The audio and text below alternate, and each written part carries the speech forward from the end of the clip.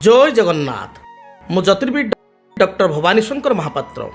आपण मानू भाग्य दर्पण कार्यक्रम स्वागत जनाऊँगी। ज्योतिष शास्त्र अनुसार जो नवग्रह रही से नवग्रह उद्देश्य बा नवग्रह को शांत करने आपण केउ केउ वृक्ष को बा केउ ग्रह को नाम रे केउ वृक्ष को आपण पूजा करिवे बा ग्रह आपणकर केउ वृक्ष केउ ग्रह उद्दिष्ट से संपर्क में जानिबा।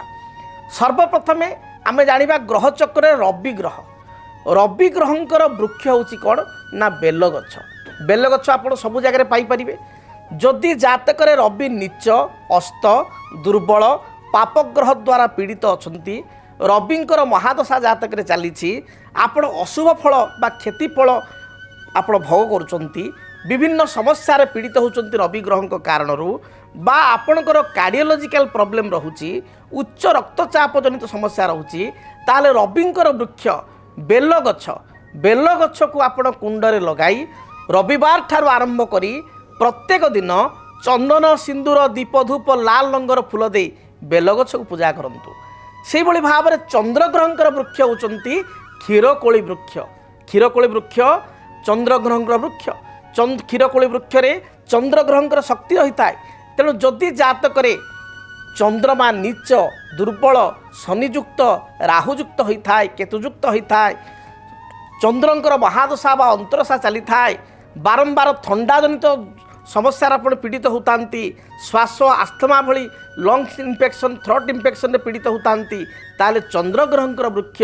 क्षीरकोली वृक्ष को शुक्ल पक्ष सोमवार ठारू चंदन सिंदूर दीप धूप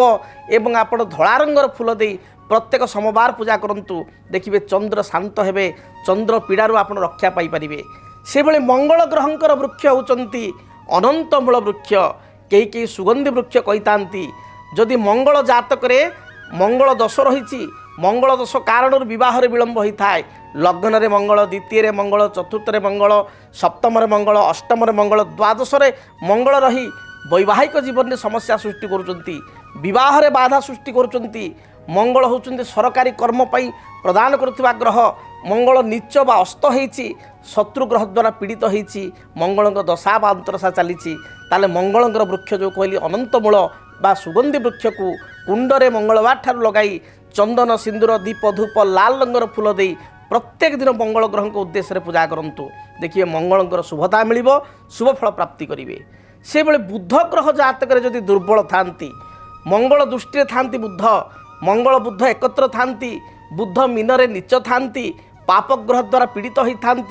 बुधंकर दशा बा महादशा बा अंतरशा चालू थाए बुध खराब थिले पिलांकर विद्यार हानि हुए बुध खराब थिले वयस्क हूँ बा पिला हूँ स्मरण शक्ति कमी जाए कौ जिनिस कौ स्थान रखिंट मन पड़े ना एभली स्थिति आपण बुध ग्रहंकर वृक्ष होचंती बुध तारक वृक्ष को कुंडरे लगाई चंदन सिंदूर दीप धूप हलदिया रंगर फूल दे प्रत्येक दिन आपण पूजा करंतु बुध ग्रह नाम रे। देखिए बुध आपको शुभ फल प्रदान करेंगे। बुध तारक वृक्ष को पूजा करने द्वारा बुध दशा हेतुक बा बुध ग्रह हेतुक जो समस्या रही दूरीभूत हेब।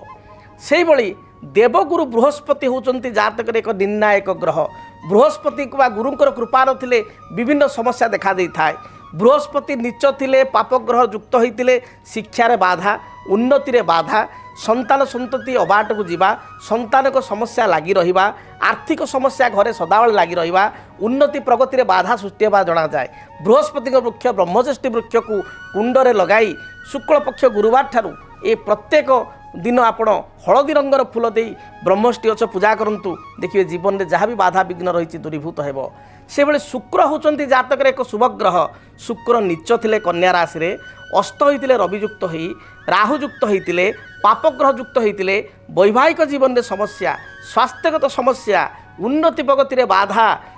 आपणकर विवाह विच्छेदर मुख्य कारण होता शुक्र। तेणु जीवन में भोग बा भोग हेतुक जो सुख भोग अर्थ भल खाइबा पिंधिबा लग्जरियस लाइफ लीड करवा या शुक्रंकर भूमिका थाए। शुक्र दुर्बल थिले शुक्रंकर वृक्ष होची दुईटा वृक्ष गोटे होची मासपन्नी वृक्ष एवं गोटे होची पलाश वृक्ष। यही वृक्ष को कुंडरे लगाई दुईटा भितर जेकोसी गोटे गछ कुंडरे लगाई शुक्ल पक्ष शुक्रवार ठारू धला फूल दे प्रत्येक दिन रेगुलार पूजा करंतु देखिए शुक्र शुभ फल प्रदान करेंगे से भली शनि ग्रह जातक अशुभ थिले शनि को दशा चली शनि 7.5 चली कर्म समस्या पारिवारिक समस्या अजथा अर्थहानि शत्रुता माली मकदमा देखा दे थाए जदि शनि अशुभ अच्छा शनि वृक्ष हूँ बाड़ी अँला वृक्ष को कुंडरे लगाई चंदन सिंदूर दीप धूप अपराजिता फूल दे प्रत्येक शनिवार आरंभ करी प्रत्येक दिन आप पूजा करंतु जहाँ भी बाधा विघ्न रही दूरीभूत हेब से भली राहु एवं केतु उभय ग्रहंकर मध्य वृक्ष रही जदि जातक राहु बा केतु खराब स्थिति अच्छी राहु श्वेत चंदन जहाँ व्हाइट सैंडल कहती से वृक्ष को कुंडरे लगाई चंदन सिंदूर दीप धूप एवं धला रंगर फूल दे शनिवार ठारू प्रत्येक दिन श्वेत चंदन वृक्ष को पूजा करंतु केतु अशुभ स्थिति थिले केतुंकर वृक्ष अश्वगंधा वृक्ष कुंडरे लगाई चंदन सिंदूर दीप धूप एवं लाल रंगर फूल दे मंगलवार ठारू प्रत्येक दिन पूजा आरंभ करंतु देखिए आप शुभ फल प्राप्ति करेंगे जो माने रत्न धारण करिवार असमर्थ बा जो माने रत्न विषय जानी पारु नाहंती से माने ए ग्रहंक पई वृक्ष गुडी को पूजा कले ग्रह दशा हेतुक ग्रह स्थिति हेतुक निश्चय शुभ फल प्राप्ति करेंगे। जदि आपणक जीवन में व्यक्तिगत पारिवारिक समस्या कर्मक्षेत्र नियुक्ति वैवाहिक समस्या वास्तुदोष एवं माली मकदमा आदि समस्या थाए ताहेले समस्यार समाधान और परामर्श पाई आमकु जोगाजोग करंतु। ज्योतिर्विद doctor Bhabani Shankar Mahapatra Budheswari colony plot number 26 Bhubaneswar. Phone number 9776833302 9439444924 आमर वेबसाइट www.srijagannathastro.com। केमिति कटिबो 2026 मसीह आपणक भाग्य केउ राशि रे रहिबो समस्या आउ किए हेबे लाभवान केमिति रहिबो मेष ठारू मीन राशि पर्यंत भाग्यफल जानिबा पई देखंतु आम कार्यक्रम 2026 भाग्यफल 2026 मसीह आपणक राशि संपूर्ण भाग्यफल जानिबा पई चैनल को सब्सक्राइब करंतु बेल बटन को ऑन करंतु देखंतु डीटीवी ओडिया। डीटीवी ओडिया देखिवा पई सब्सक्राइब करंतु एवं बेल आइकन को मध्य दबाई दियंतु।